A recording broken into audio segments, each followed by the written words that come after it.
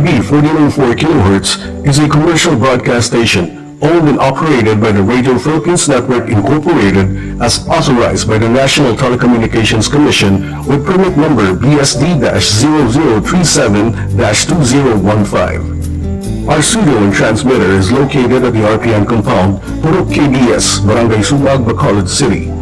RPN DYKB is maintained and operated by the following personnel, all duly licensed by the NTC as first-class radio telephone operators.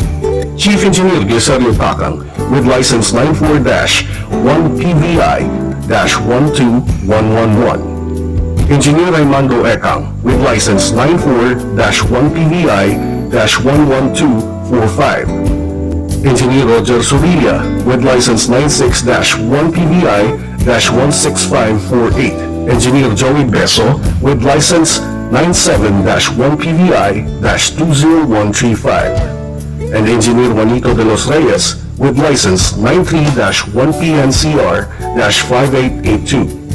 RPN DYKB 1404 kHz is now signing on. Good morning.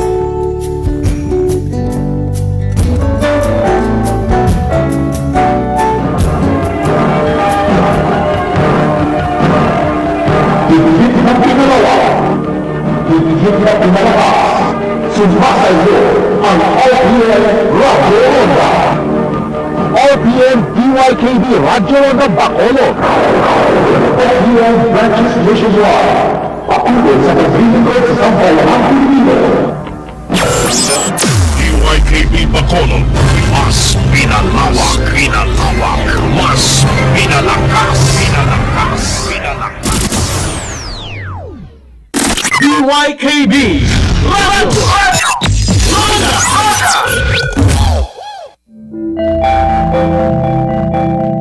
Ginapahibalo sa mga tagpalamati na mga opinyon, pananawan, kag panindugan nga ginapalayag sa masunod na palatuntunan, iya lamang kaugalingon sa mga natudan nga tagwaragwag kag hindi bilang iya sang tagdumalahan sang RPN DYKB.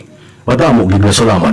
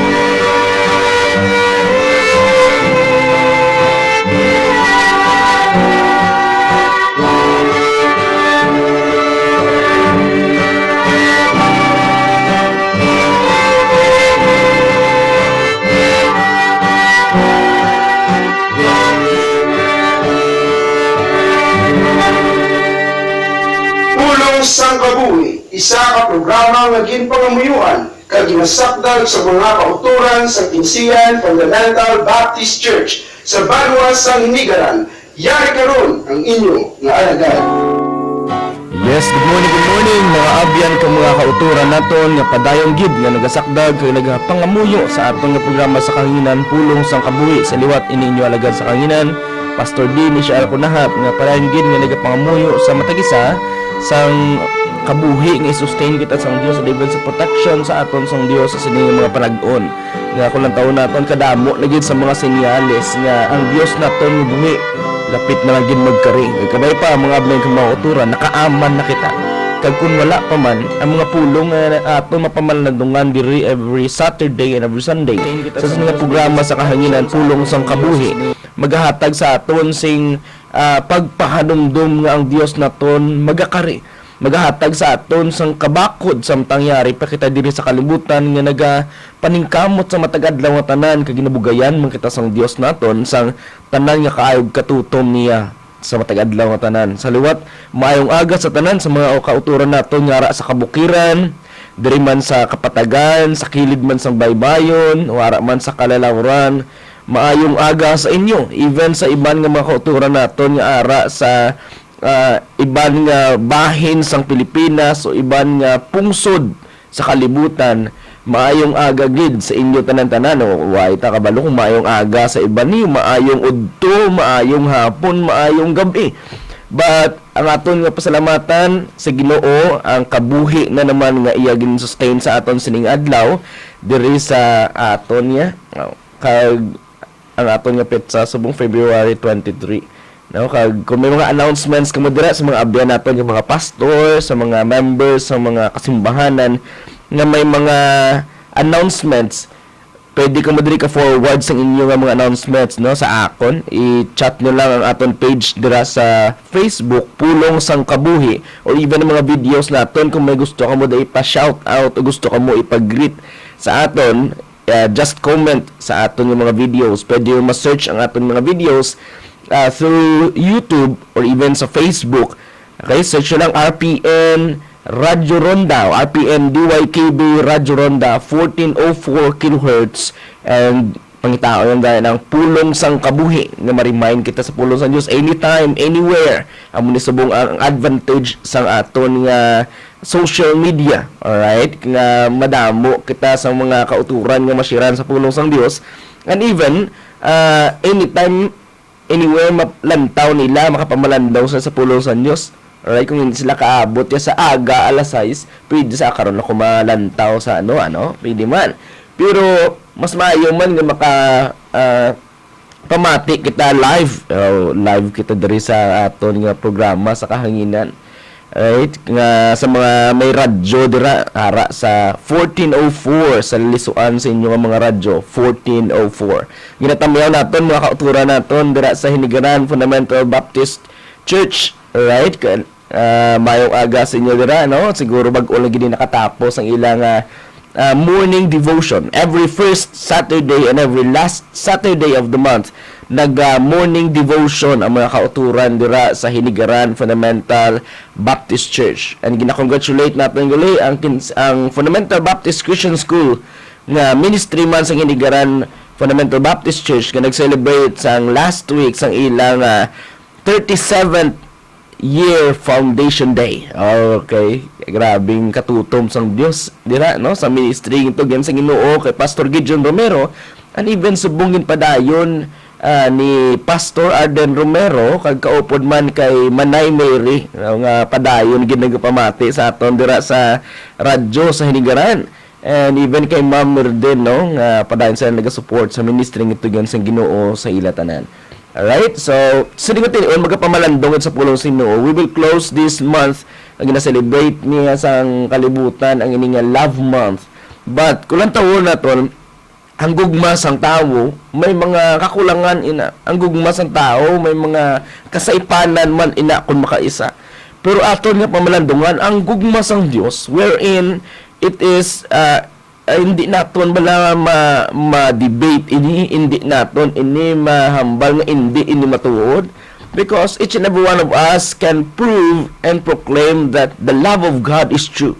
Okay, kag na-experiencehan naton sometimes nag-abot ang problema sa aton nga kabuhi, but we cannot deny the fact nga ginhigugmagin kita sa Dios. Alright, so ang aton nga pagpamalandungan sa sining nga tion kagamiton naton nga palatukuran sa aton nga pagpamalandong sa sining nga aga is ang passage nga very famous, John chapter 3 verse 16. Kang aton nga pamalandungan subong the actions related to love.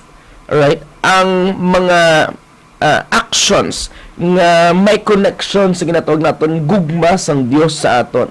Kadamo sa mga songs sa aton nga mga church hymns nga nag-express sang gugma sang Ginoo sa aton.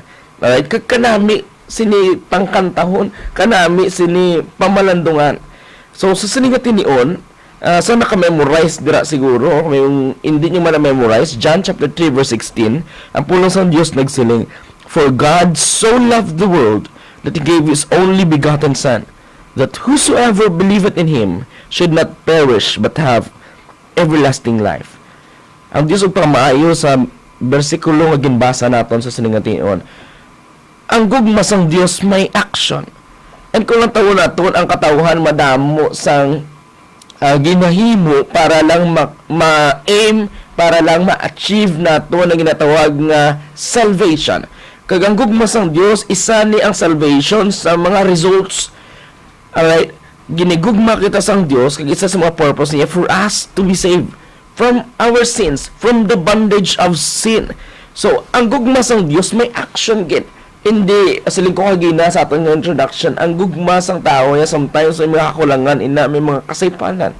Alright? Hindi tanan mahatag sang tao, puro tanan mahatag sang Dios naton. So, ari mga abang kamauturan, may mga mindset nga nagaagi sa kalibutan nga kaya naton luwason ang aton nga kaugalingon. Pero kung lang tawo naton, may isa ka saying nga nagasiling diri nga as long as a man still nurses the belief that he can save himself, salvation will escape him. Kung nato naton kung ang tao, as long as ara siya pangunahuna nga kaya niya lubason ang iya kaugalingon sa iya nga kusog o sa iya nga abilidad, kung ano may ara siya, ang kaluwasan hindi gid makadangat sa iya. Alright? Nga man, ang principle sang Dios siya, God resists the proud but give it grace to the humble. Once kita nagapakaubos sa Dios naton, ginabayaw niya kita. But once nagapabugal kita sa Dios naton, ginapanaog kita sang Dios. And kung tawo naton man sa iban nga mga mabatian naton, even sa social media, February is the love month. Alright? But kung tawo naton, for a Christian, not only February, but from January up to December is love month always, and every day should be day to celebrate the love of God para sa aton. Hindi lang niya February 14 lang, but love should be expressed and should be practiced every day in our lives. Tatlo ka letter M ang aton pagpamalandungan sa sininga tinion. First, the motivation of love. Number 2, the manifestation of love. And number 3, the mediation of love. Unahon naton ang ginatawag naton the motivation of love. Ang tao nga nagahigugma may motibo. Ang tao nga naga-express ang love sa isig kapareho niya, may motive na, no? Ang iban, okay, miguhay kami ni. Alright? May mga motive mo ang malaot. Oh, may motive man nga maayo. Alright? Pero ang gugma bala sang Dios, anong motive niya sa aton? Verse 16a, for God so loved the world. Pamalan naman naton ini. Una, the purity of God's love. Ano gid bala kaputli ang gugma sang Dios sa aton? Alright? Kadamo klase sang gugma. Pero ano gid bala kaputli ang gugma sang Dios sa aton? So, first diri makita naton for God. Isa sa mga essence sang Dios nga siya is pure. Another, righteous, holy, justice, omniscient, omnipotent, omnipresent, kag madamo pa. So, ang question sa aton, ang gugma bala sang Dios sa aton putli. Kung balik kita sa essence ng Dios, wala gid essence o kinaiya ang Dios nga hindi maayo. So, meaning to say, to make this short, ang motive sang Dios, ang tinutuyo sang Dios sa aton, ang purity sang gugma sang Dios sa aton is maayo gid. Alright? For God, ang God ginatubod naton diri, ang God the Father, nga nagigugma gid sa aton. Sa foreknowledge ang aton Dios, nakita na niya kung sino ang magatuo. Alright? Nakita na sang Dios naton. But kung ang tawo naton, ang Dios, ang kabubuton sang Dios nga, kung halos tanan pa lang magtuo kay Jesus Christ, amo na gani nga ang pulong niya, ang mga manugwali ginapadala niya. Alright? Kadamo ka sa activities sa kada kasimbahanan nga nagapanglabot sa mga kalag. Hindi ni sa paghatag sang relihiyon sa katawhan, kundi sa paghatag sang relasyon sa Dios naton. Kung ang tawo naton na himulag kita sa aton ginuotungod sa aton nga sala. Amo na si Jesus Christ ginlansang didto sa cross. Okay? Ginlansangan siya sa cross tungod sa sala nimo sala sa akon. Sino bala sa aton ang kaya nga ihatag gid ang tanan? O, kung may makita ka gani nga mga palagwaon sa television nga halos tanan ginhatag na niya sa iya ginahigugma. Mabaw true love gid na. How much more ang Dios naton sa langit ginpadala niya iya bugtong nga anak para sa imog, para sa akon, para mapatay dito sa cross sa pagbayad sang sala naton tanan. The purity of God's love, it is the Father's love. Letter B, the personality of God's love. Ano bala ini? 1 John chapter 4 verse 8. Since sa pulong sang Dios dara, God is love. Alright, kadami, no? Ginay-gugma kita sang Dios, kay ang Dios mismo gugma. Hindi niya madinay sa iya nga kinaiya nga siya gugma.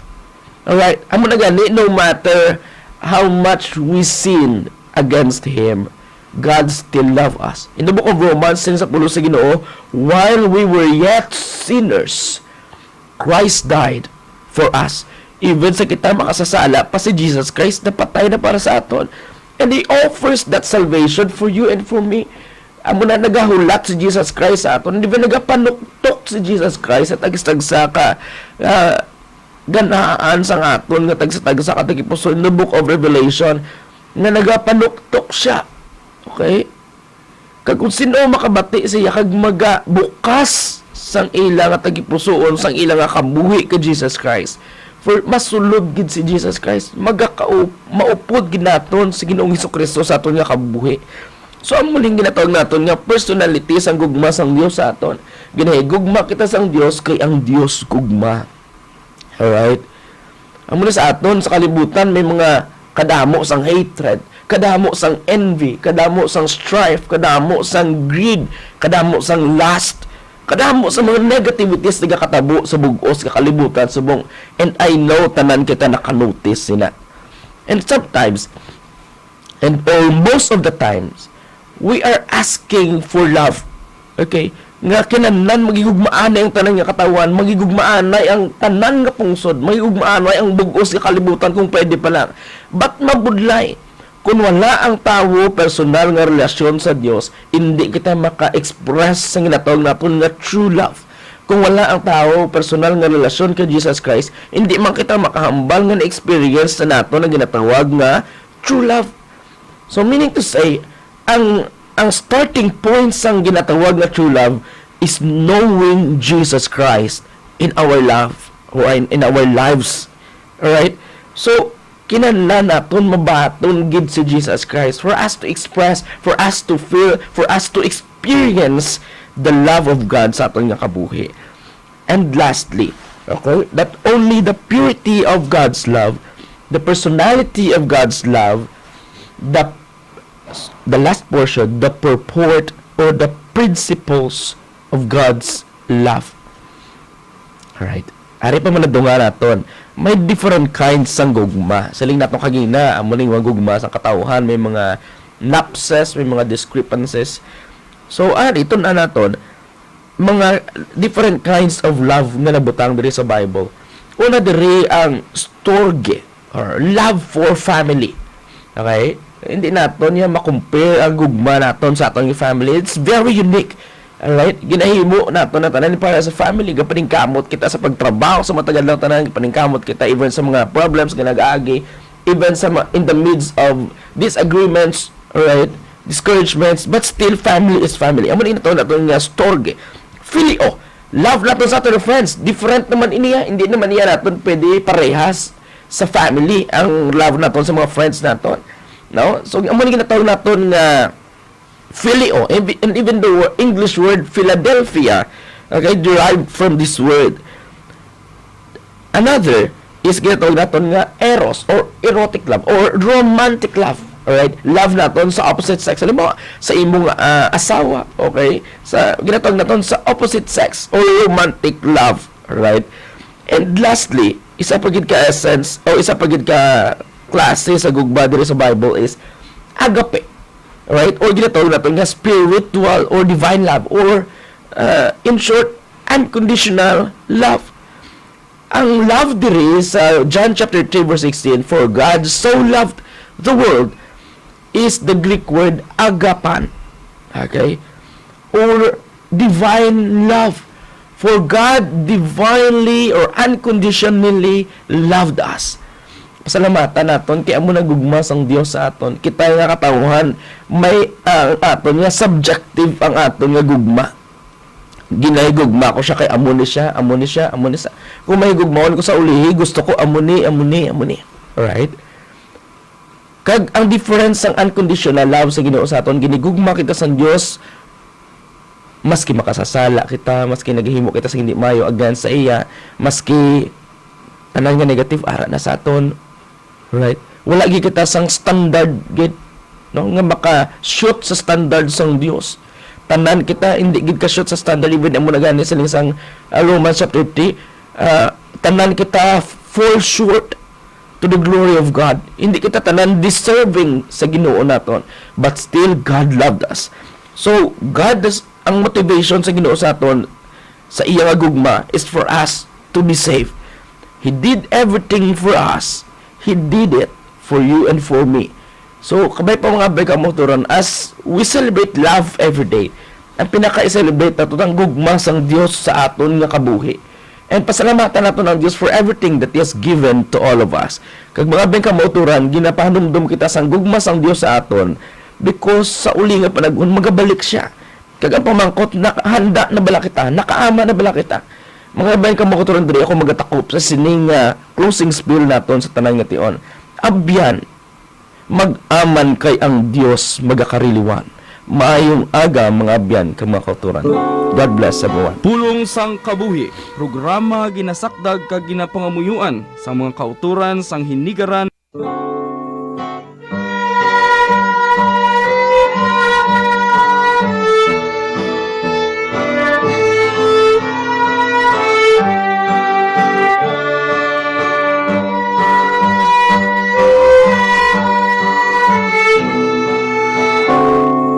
Pulong sang Kabuhi, programa ginasakdag kag ginapangamuyuan sa mga kauturan sang Hinigaran Fundamental Baptist Church sa Kinsian, Hinigaran. Kag mapamatian sa kahanginan alas 6 tubtob alas 6:15 sang aga, Sabado kag Domingo nga adlaw. Madamo gid nga salamat. Dahil kalat ang balita sa NCOV, sabayan na natin ang pagkalat nito. Ano nga ba ang Wuhan coronavirus? Batay sa Centers for Disease Control and Prevention o CDC, ang 2019 nCoV ay isang uri ng virus na nagre-resulta sa pagkakaroon ng respiratory illness outbreak sa Wuhan, China na unti-unting kumalat sa buong mundo. Ang coronavirus ay common na sakit ng mga hayop na maaring nag-evolve at nakapag-infect sa mga tao. Napag-alaman din na ang pneumonia-like illness ay nagsimulang kumalat sa mga tao simula noong December 2019. Mahalaga ang pagkalat ng tama at wastong impormasyon sa mga oras na ito. Buhay na ang pinag-uusapan dito.